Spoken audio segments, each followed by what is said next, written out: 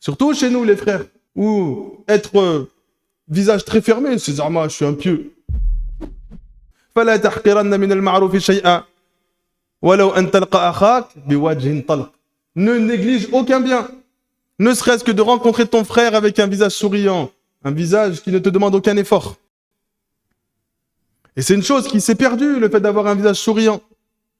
Surtout chez nous, les frères, où être visage très fermé, c'est « moi, je suis un pieux ». Ils ont rattaché la piété au fait d'avoir un visage fermé. Parce que pour eux, quelqu'un qui a de la légèreté, il n'est pas pieux. Il ne prend pas les choses au sérieux. Mais ta référence, c'est qui? Parce que ce n'est pas le prophète. Au cas où tu pensais que c'était lui. Wallahi, ce n'est pas le prophète.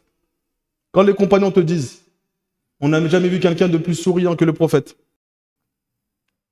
Ou que Jarir ibn Abdullah ibn al-Harith dit depuis que je me suis converti, il n'y a pas un moment où j'ai vu le prophète sans qu'il ne m'ait souri. C'était un comportement naturel, pourtant il a vécu les plus grandes des épreuves. Et puis un frère, un jour il est souriant, et puis un jour il a le visage fermé, ouais mais j'ai des problèmes. Et alors, je suis dommage collatéral de tes problèmes, moi. C'est pas mes problèmes. Fais pas de tes problèmes mes problèmes. Si tu veux, on en discute, mais garde un visage souriant.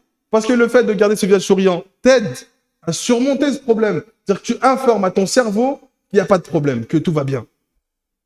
Alors que si tu te morfonds, tu lui donnes une autre information. C'est qu'il faut qu'il se préoccupe de quelque chose qui ne va pas dans sa vie.